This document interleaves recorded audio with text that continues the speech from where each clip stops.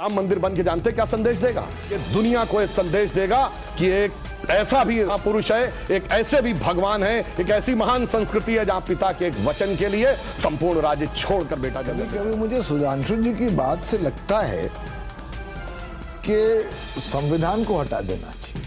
अब सारी प्रेरणा के स्रोत श्री राम है। में रेफ्यूजीज हैं। हिंदू राष्ट्र मत बोलिए, ऑब्जेक्शनेबल है और हिंदू राष्ट्र से बहुत तो बोल चुके हैं कि लेकिन सैम पिट्रोडा जी कहते हैं कमलनाथ के फॉलोअर हैं। नहीं मुझे बिल्कुल नहीं, मुझे नरेंद्र मोदी जी के फॉलोअर कब से? एक चेहरा ये है और एक चेहरा है इरेडिकेशन ऑफ सनातन धर्म। आपको कमेंट दोहरे में निपट गए। नहीं, पर हिंदू राष्ट्र आपने कहा तो मैं कह रही हूं के बारे में बात कर, वो जो निराकार ब्रह्म है या वो जो साकार ब्रह्म है। जय श्री राम दोस्तों, तो आ गया हूँ एक नई वीडियो लेके। और आज का वीडियो है जो अयोध्या में एक बहुत बड़ा आयोजन होने जा रहा है 22 तारीख को श्री राम प्राण प्रतिष्ठा का, जिसको प्रधानमंत्री जी के द्वारा किया जाएगा।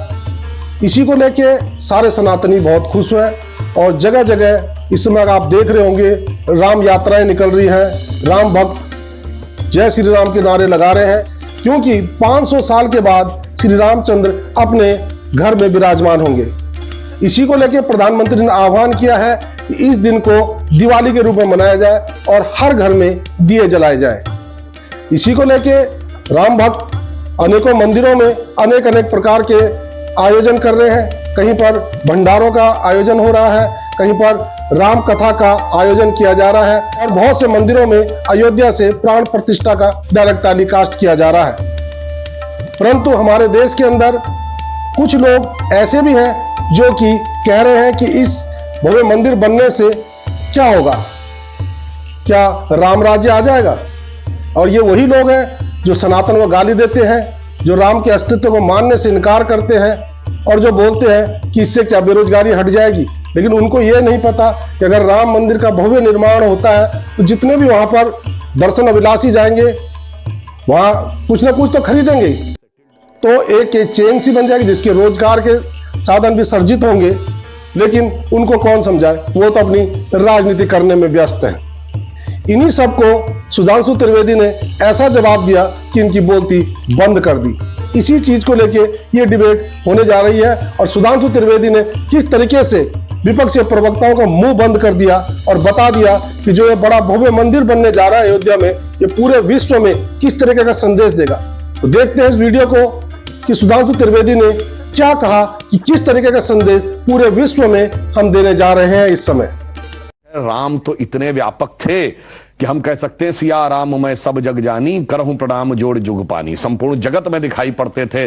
परंतु अफसोस की बात यह है कि आज कुछ लोग ऐसे हैं जिनको कि सब कुछ सामने दिखते हुए दिखाई नहीं पड़ता है, जिनके लिए कहा गया सकल पदार्थ हैं जगमाही और कर्महीन नर पावत नहीं। सामने सामने यदि भगवान भी खड़े हों तो वो नहीं देख पाते। चाचा गिरने के बाद 93 के इलेक्शन में जब सपा बसपा कांग्रेस आई, सारे मौसेरे भाइयों ने मिलकर सरकार बना ली थी और हमारी सरकार नहीं बन पाई थी, डिस्पाइट कि हम सिंगल लार्जेस्ट पार्टी थे। तो नारा लगा था कि मिले मुलायम काशी राम, हवा में उड़ गए जय श्री राम। तो हमारी एक नेत्री थी जिन्होंने कहा था नारा इसलिए लग रहा है कि हमारी एकता की शक्ति में कमी है। जिस दिन आप वास्तविक एकता और शक्ति दिखा देंगे, उस दिन जो नारा लगाते हैं कि मिले मुलायम काशी राम, हवा में उड़ गए जय श्री राम, उस दिन नारा हो जाएगा क्या मुलायम क्या काशी राम, सारे बोलेंगे जय श्री राम। और वो आज दिखाई पड़ने लगा है। ये राम मंदिर बन के जानते क्या संदेश देगा? दुनिया का इतिहास भरा पड़ा है कि भाई भाई की गर्दन काट के गद्दी पे बैठा, बेटा बाप को मार के गद्दी पे बैठा। ये दुनिया को एक संदेश देगा कि एक ऐसा भी महापुरुष है, एक ऐसे भी भगवान है, एक ऐसी महान संस्कृति है जहां पिता के एक वचन के लिए संपूर्ण राज्य छोड़कर बेटा जंगल में चला जाता है। जहां जिसको राज मिलने वाला होता है वो खड़ाऊ रख के शासन करने लगता है, दूसरा भाई जंगल में चला जाता है। यह संदेश देगा। और दूसरा संदेश जानते क्या देगा? आज दुनिया में देखिए क्या है, रशिया ने यूक्रेन पर अटैक किया हुआ है, हमास ने इजराइल पर अटैक किया हुआ है, चाइना ने पहले तिब्बत को एक्वायर किया, अब ताइवान के ऊपर नजर है, कुवैत को इराक ने कैप्चर कर लिया। एनेक्सेशन, सब्जुगेशन एंड डोमिनेशन, पूरी दुनिया में कॉन्फ्लिक्ट है। भगवान राम ने क्या संदेश दिया? जब लंका को जीता, क्या एनेक्सेशन किया, अपने राज्य में मिलाया? नहीं। उसका सब्जुगेशन किया, कोई अपना डिप्यूटी अपॉइंट किया? नहीं। उसका कोई डोमिनेशन किया कि कोई उससे ट्रीटी रिक्वाइर नहीं। कहा भाई अपने अपने धर्म का पालन करो, बस हम इतने ही में करते हैं। तो पूरी दुनिया को जियोपॉलिटिकल संदेश अगर कोई देगा तो वो ये देंगे। और मैं एक बात और कहना चाहता हूं, जो आपने कहा राम शब्द का अर्थ जानते क्या है? रम धातु से बना है। जैसे आपने हिंदी में और संस्कृत में शब्द सुना होगा रमणीक स्थान, रमता जोगी, यानी जिसमें चीज सेटल हो। राम शब्द का संस्कृत में अर्थ है रमन्ते इति रामः, अर्थात वह एलिमेंट जिसमें संपूर्ण संसार सेटल्ड है। और वो एलिमेंट का संघर्ष किससे है? दशानन से, 10 मुख वाले रावण से, उसकी 10 इंद्रियों की बहिर्मुखी पिपासा से। और राम उत्पन्न कैसे होंगे? राम के पिता क्या नाम है? दशरथ।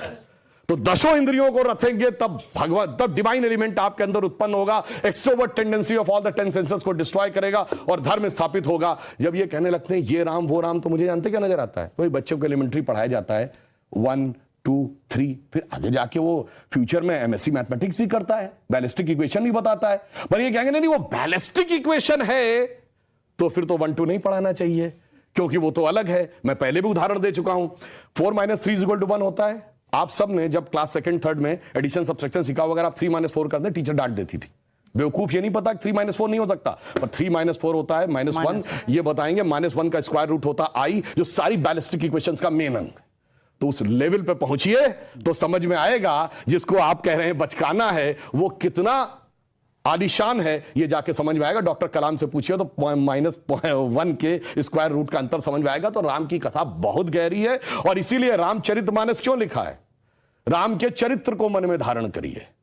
रावण हर चीज में राम से बड़ा था जब राम लीला कर रहे थे। वैसे तो वो ईश्वर है, हर चीज में बड़ा, पैसे में बड़ा, उनके पास सोने की लंका, उसके पास रावण रथी विरत रघुवीरा। अगर देखा जाए पावर में उनसे ज्यादा बड़ा, 10 आदमियों की ताकत उसको, उनसे बड़ा पंडित मुस्सा जोधा और ना कोई दूजा है। अपने शीशों को काट काट शंकर को मैंने पूजा। वो कहता इतने बड़े पुजारी तो राम भी नहीं थे। फिर किस कारण से वो हार गया?